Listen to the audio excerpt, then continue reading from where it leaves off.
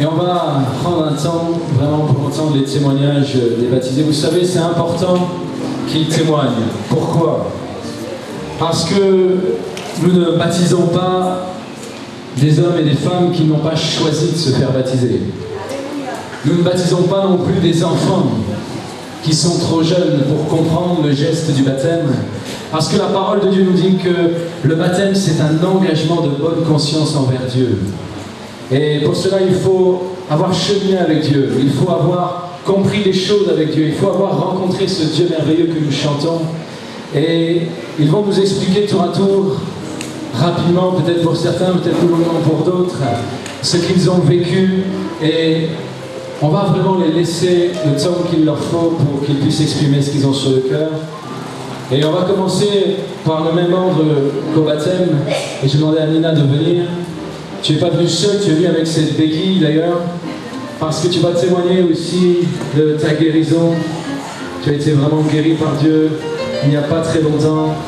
Peut-être tu peux commencer par là et puis après tu nous expliques un petit peu ton cheminement. Est-ce qu'on peut l'applaudir?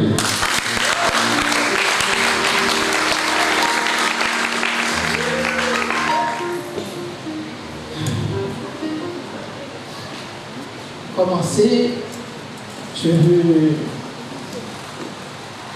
vraiment dire que le Dieu que nous servons est un grand Dieu, un Dieu tout puissant. Moi qui suis devant vous aujourd'hui, je peux dire que je suis un miracle de Dieu. Amen. Je suis passé par différents stades de maladie. Je peux vous dire que toutes les parties de mon corps ont été touchées à terre. Je ne vais pas entrer dans les détails. J'ai des dossiers médicaux qui sont là à disposition de qui peut les voir. Il y a des médecins au milieu de nous.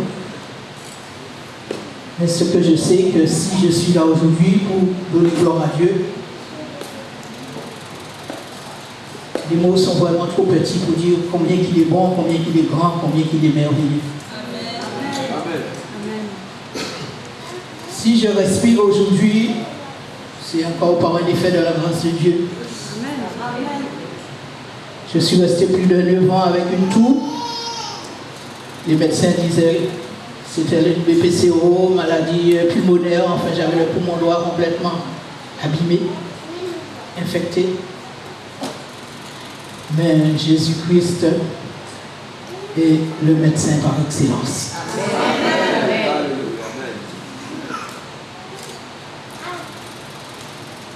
La jambe droite que vous voyez, je suis resté 6 mois avec cette jambe.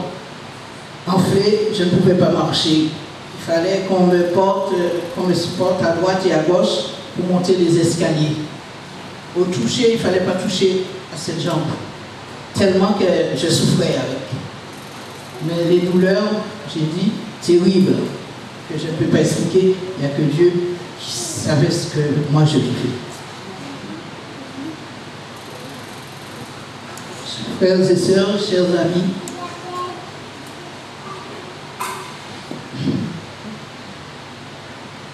n'ayons pas honte de dire ce que Dieu a fait dans nos vies. Ce qu'il a fait pour nous, les petites choses comme les grandes choses, n'ayons pas honte. Parce qu'il n'a pas eu honte d'aller sous la croix pour chacun de nous, ici, et ceux du monde entier. Il ne s'est pas dérobé, mais il a accepté tout cela. C'est encore par amour pour chacun de nous. Puis je vais laisser cette table ici, parce que bien sûr ils ont prié pour moi beaucoup d'assemblées, beaucoup d'églises. En fait, je suis passé, je crois que tous les médecins me connaissent. J'ai vu tellement de médecins, j'ai été dans les hôpitaux très souvent que je crois que ceux qui me verront là maintenant, ils disent que c'est bien elle. Parce que toute la gloire vient à Dieu. J'arrivais aux urgences, quand j'arrivais aux urgences, ils me laissaient là sur un brancard quelques heures, 4 heures, 5 heures, 6 heures. Et après, ils me disaient, bon, vous pouvez rentrer chez vous. Je n'avais rien. Ce n'est rien. Dieu seul sait ce qui se passait dans ce corps. Je me réveillais le matin avec du sang dans la bouche. Ça a duré 9 ans.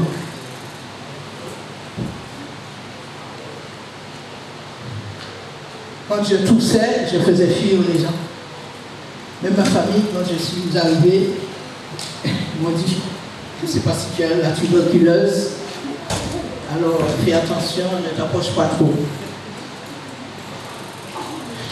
C'est terrible. Même le médecin, des fois, quand je vais voir le médecin, voit tout là. Mais c'est lui qui délivre de toutes les maladies, c'est Jésus-Christ.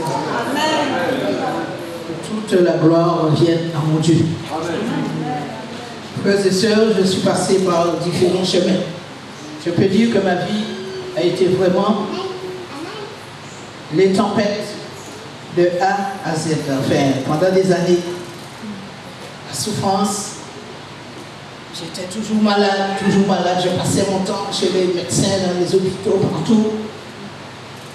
Et un jour, j'en ai eu marre, j'ai dit, Seigneur, je suis fatigué avec ces médecins, toujours la même rengaine, ils ne font rien. Je te fais confiance, prends-la, relève.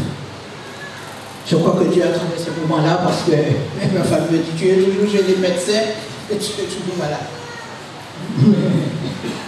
Là, aujourd'hui, je bénis Dieu parce que quand ils me verront, ils seront obligés de donner gloire à Dieu.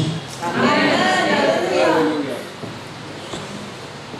Je devais avoir un appareil respiratoire en permanence. Ils ne me l'ont jamais mis, mais je respirais encore par la grâce. C'est Dieu qui m'oxygénait quand je marchais chaque jour de ma vie. Frères et sœurs, quand on se réveille le matin et qu'on regarde qu'il n'y a plus de douleur, on ne trouve pas les mots. Nous remercier ainsi grand Dieu. Aujourd'hui, cette jambe-là, cette canne-là, mais la jambe gauche, j'ai l'autre canne dans une assemblée à Lyon. En 2010, j'ai fait un AVC du côté gauche. Je suis resté avec une canne, mais cette canne est l'assemblée de Lyon. Je bénis Dieu. Les médecins, quand j'allais voir le médecin après, je lui dis, bon, j'ai eu un AVC en 2010. Il m'a dit, mais madame, vous dites que vous avez un AVC. Tous les gens qui font les AVC, ils ont des séquelles. Vous n'avez pas de séquelles. Mais pour eux, j'étais malade de la tête parce qu'ils ne comprenaient pas. Dieu avait agi. Je suis resté aboîté avec ce côté-là, marcher avec une canne, dans cette canne-là, mais une autre canne. Pendant des mois, je ne pouvais rien tenir. Je pouvais, enfin, le côté gauche, je ne pouvais pas tenir quelque chose, ça tombait de ma main. Enfin, j'avais légèrement une déformation au niveau de la lèvre, là, et de la bouche. Mais le Seigneur rétablit toutes choses. Frères et sœurs, j'ai 67 ans, mais j'ai perdu ma mère, j'avais 5 ans. 5 ans et demi, 6 ans. Ils m'ont conduit dans un orphelinat où j'ai vécu pendant 12 ans. Je ne savais pas ce que ça voulait dire l'amour, parce que les religieuses étaient quand même assez sévères. J'ai reçu une éducation très dure, très sévère. Je ne savais pas ce que ça voulait dire aimer, rien du tout. Alors quand je suis sorti de l'orphelinat, puisque c'était 21 ans, l'âge majeur, j'ai commencé à chercher l'amour auprès des hommes. Mais les solutions, c'était toujours sans solution. Je cherchais. Je me disais tout le temps, mais pourquoi je suis sur cette terre? Pourquoi personne ne m'aime? Pourquoi je suis toujours à courir à droite et à gauche? Je vivais comme une bête sauvage. Seigneur, il a eu pitié de moi à différentes reprises. Je suis passé très près de la mort à différentes reprises. Je ne vais pas entrer dans ces détails, ça va être trop long. ce sera peut-être sur le bouquet que j'ai prié, si Dieu le permet. Amen. Je voulais déjà être au cimetière il y a bien belle lurette. Mais je suis encore là. Et je bénis Dieu parce que maintenant, je dis devant Dieu, devant les hommes, devant tout le monde, le temps qui me reste à faire sur cette terre, je veux servir mon Dieu.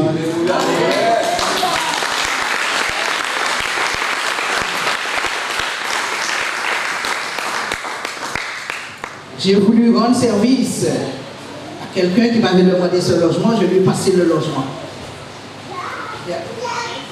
Et en voulant rendre service, je me suis retrouvé SDF. Je n'ai jamais touché à la drogue, je bénis Dieu pour cela. Je ne buvais pas d'alcool, je rends grâce à Dieu pour cela. Mais seulement pour avoir rendu service que j'ai perdu ce logement de fonction. J'avais déjà habité dans ce logement pendant plus de 10 ans. C'est un verset de la parole de Dieu que j'aime beaucoup dans Romains 8, 28. Tout concourt au bien de ceux qui aiment Dieu. J'ai pu expérimenter ce verset dans plusieurs étapes de ma vie, plusieurs moments très difficiles. Je suis passé à plusieurs reprises, il y avait le découragement, plusieurs reprises aussi. J'ai voulu en finir avec la vie, parce que vous savez, quand vous êtes dehors en tant que SDF, il faut toute la grâce de Dieu pour vivre dehors. Il faut une grâce vraiment particulière. Mais ça, je sais que Dieu m'a toujours gardé, protégé. Pendant ces 13 ans de galère dehors, je bénis Dieu, je remercie Dieu pour m'avoir soutenu, m'avoir gardé dans ces moments difficiles, surtout en hiver, quand il faisait froid. Il fallait dormir par terre. Ça, je l'ai vécu, c'est sûr. Des fois, je ne sentais même plus mes os. Tellement qu'il faisait froid. Je marchais dans les rues. Maintenant, tous les gens à Toulouse me connaissent ça. Dans les rues, à Toulouse ou ailleurs, à Paris ou à Bordeaux, je ne sais plus où, j'ai fait beaucoup de villes. Et j'ai vu beaucoup de souffrances, beaucoup de gens dans le même cas que moi. Mais j'avais ce privilège de connaître Jésus-Christ. Et je pouvais leur parler, leur dire qu'il y a une solution à leurs problèmes. De tenir bon, de tenir ferme. Parce que moi j'ai toujours voulu m'en sortir dans cette galère. Si je respire, c'est par un effet de la grâce de Dieu. Si je vis, c'est par un effet de la grâce de Dieu. J'ai pu manger comme j'ai pu dehors. Il y a des gens qui m'aidaient comme ils le pouvaient. J'étais obligé des fois de demander de faire les poubelles quand je n'avais rien. J'avais 1 euro des fois je n'en avais pas, mais je faisais avec. Je dis, Seigneur, tu peux voir, je continue à marcher. Je fais confiance à mon Dieu. Et même si je dois rester dehors, ce sera encore pour témoigner à ça. Amen.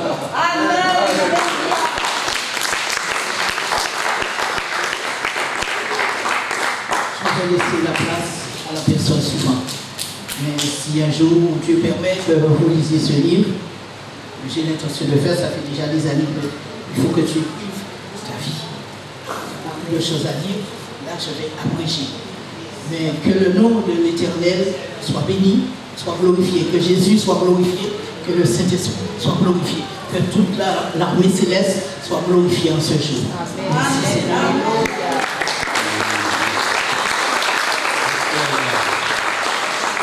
Merci. Continue pas comme ça. Merci Seigneur pour ce témoignage. Déjà, tu sais, l'Église ne permettra pas que tu retournes dehors, donc tu ne seras pas dehors. Alléluia. Est-ce que vous êtes d'accord avec ça? Alors je ne sais pas dans quel logement tu iras, mais en tout cas tu seras hébergé et logé et tu ne retourneras pas dans la rue, premièrement. Et puis deuxièmement, on le fera ce livre. Tu es d'accord, Nina? On va l'écrire et on va le publier partout. T'es tombé dans une rare église où le pasteur est journaliste, t'as pas de chance. Hein.